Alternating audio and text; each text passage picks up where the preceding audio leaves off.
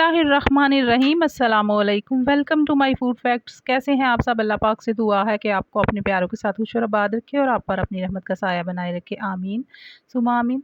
मैं बना रही हूँ आज चावल के अंदरसे। तो बारिश का मौसम हो और ये ज़रूर बनाने चाहिए। तो मैं कच्चे चावल से ये बनते हैं या चावल को भिगो के उसका आटा बनाते हैं या फिर चावलों के आटे से, लेकिन मैं बॉयल चावल जो रात के बचे हुए हैं उनसे बना रही हूँ। यूट्यूब पर ये रेसिपी आज से पहले किसी ने भी नहीं दी। सबसे पहले मैंने चावल ले लिए हैं, एक बाउल मैंने फ्रिज से पहले ही निकाल के रख दिए थे।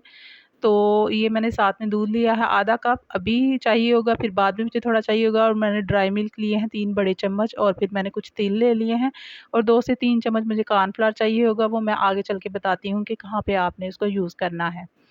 तो सबसे पहले मैंने एक चापर ले लिया है। जूसर के जग में इसलिए नहीं बना रही क्योंकि हमने इसको लिक्विड फॉर्म में नहीं बनाना, हमने इसको थिक थिक सी पेस्ट बनानी है, तो इसलिए मैं इसमें बना रही हूँ। तो ये चावल मैंने रात वाले ले लिए हैं और इसको चापर में डाल दिया है। इसमें मैं थोड़ा सा दूध ऐड करूँगी, थोड़ा सा भी दूध ऐड करूँगी, थोड़ा सा फिर मैं एक दफ़ा पीस के तो फिर ऐड करूँगी। और एक साथ दूध आपने नहीं डालना, आपको पता लग जाएगा कि आपने कितना इसका यूज़ करना है दूध का। आधे कप से कम दूध था तो थोड़ा मैंने अब डाला है, थोड़ा मैं बाद में डालूँगी। तो यहाँ पर इसकी पेस्ट तैयार कर लूँगी।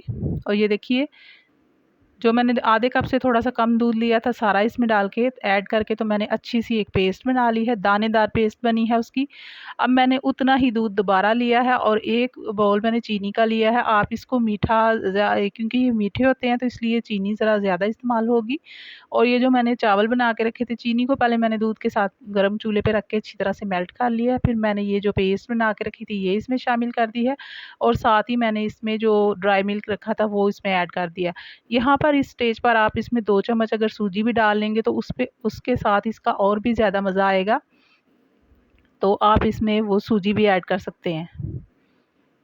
तो मेरे पास क्योंकि इस टाइम सूजी अवेलेबल नहीं थी तो मैं इसमें नहीं डाल रही, मैंने ड्राई मिल्क डाला है। और यहाँ पर 2 से ढाई चम्मच मैं बड़े वाले जो टेबल स्पून होते हैं वो लेके तो मैंने कॉर्नफ्लावर इसमें ऐड किया है। तो इसको अच्छा सा थिक सा पेस्ट बनाना है और कंटिन्यूसली आपने इसमें ये हैंड बीटर इसका मैं यूज़ कर रही हूँ, आपने इसको चलाना ताकि इसकी जो गुठलियाँ या लम्स हैं वो ना बने। तो बहुत ही अच्छी तरह से आपने इसको फेंटना है, ये देखिए।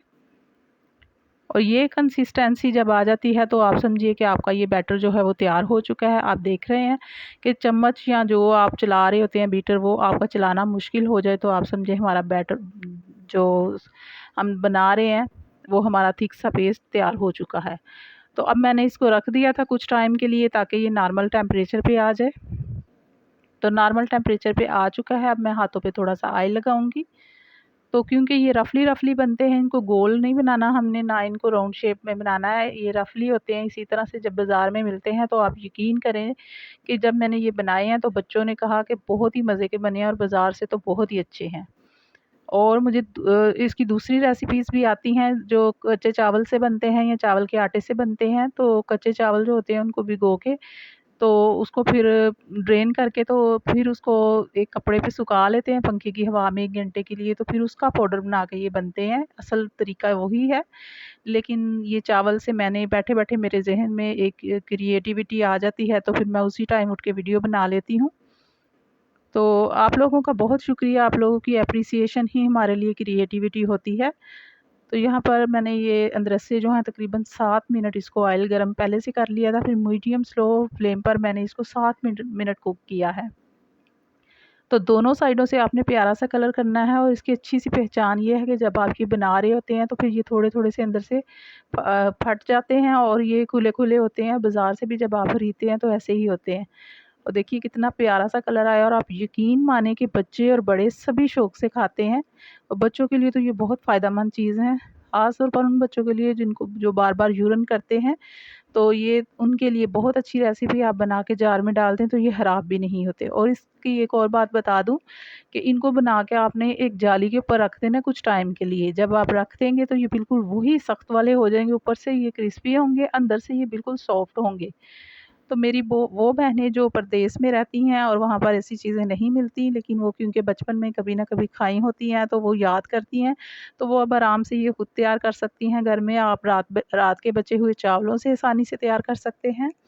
या फिर चावल के आटे से। अगर आपको वो रेसिपी चाहिए होगी तो इंशाल्लाह मैं आपसे कभी वो रेसिपी भी ज़रूर शेयर करूँगी।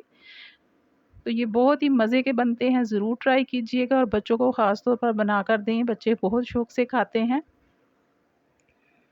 तो आज क्योंकि बारिश हुई थी हमारी तरफ बहुत ज़्यादा, तो बारिश में आपको पता है या फिर मीठा खाने को दिल करता है या फिर कभी-कभार चटपटा सा खाने को दिल करता है, तो मेरा आज मीठा खाने को ही दिल किया और ये मेरे ज़हन में ये रेसिपी आई तो मैंने बना ली फ़ौरन से।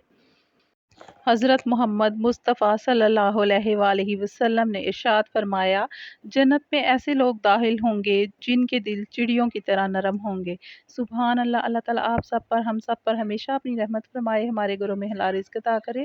अल्लाह ताला गुरूर से बचाए, आज़ी में रखे। फिर मिलेंगे किसी और वीडियो में किसी और रेसिपी के साथ। अल्लाह हाफ़िज़।